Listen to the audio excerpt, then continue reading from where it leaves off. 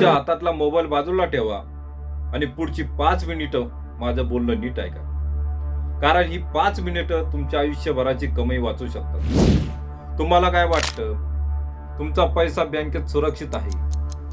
तुम्हाला असं वाटतं की जोपर्यंत OTP मी सांगत नाही तोपर्यंत कोणी तुमचे पैसे चोरू शकत नाही. तर तुम्ही भ्रमात आहात.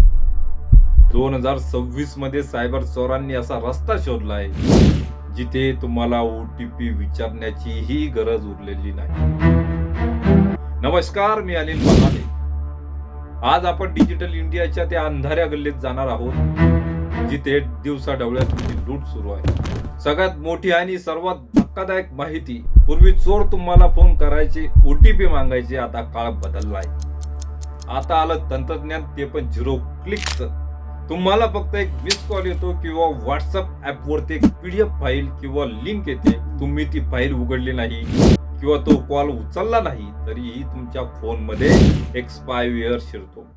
हा व्हायरस तुमच्या मोबाईलचा ताबा घेतो, तुमचे मेसेजेस वाचतो आणि नकळत तुमचं बँक खातं रिकामं करतो. विचार करा, तुम्ही काहीच केलं नाही तरीही तुम्ही लुटले. गेल्या काही दिवसात एक नवीन प्रकार समोर आलाय, तो म्हणजे डिजिटल अरेस्ट. तुम्हाला फोन येतोय की तुमच्या नावावर ड्रग्जचं पार्सल पकडलं गेलंय किंवा तुमचा मुलगा पोलीस कोठडीत आहे.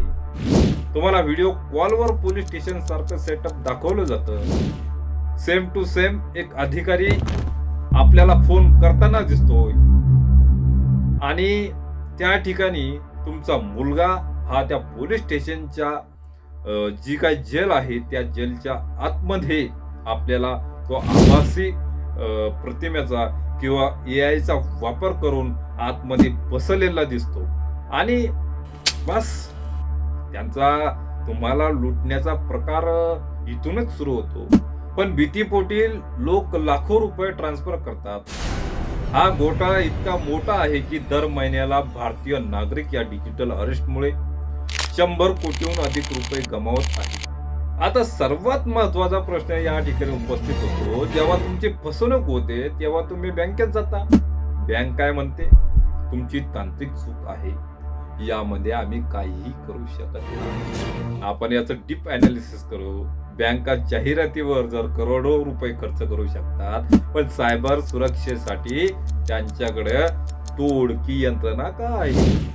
जर तुमचं घर दिवसा ढवळ्या एखाद्या चोरानं किंवा एखाद्या चोराच्या गँगनं लुटलं तर पोलीस वाले तुमच्या घरी येतील. मग तुमची डिजिटल चोरी झाल्यानंतर तर तुम्ही सायबर पोर्टलच्या चक्रा का मारता? ज्या टेलिकॉम कंपन्या फ्री मध्ये सिम कार्ड कुणालाही देतात, त्या कंपन्या या गुन्हेगारांचे लोकेशन का शोधू शकत नाही? काही सिस्टीम फक्त चोरांना वाचवण्यासाठी आहे की सामान्य माणसाला लुटण्यासाठी? तुम्ही कधी NDS किंवा टीम व्ह्यूअर यासारखी ऍप डाउनलोड केली आहे?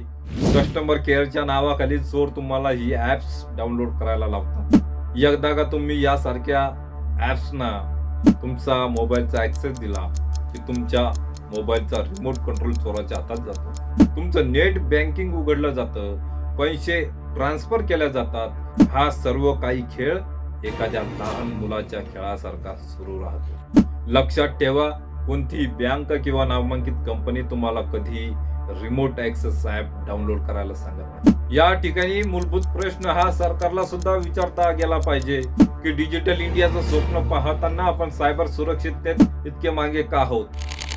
का दररोज हजारो तक्रारी येऊनही गुन्हेगारांना पकडण्याचं प्रमाण 5% पेक्षाही कमी आहे? काय आपली पोलीस यंत्रणा तंत्रज्ञानाच्या बाबतीत चोरांपेक्षाही मागे आहे?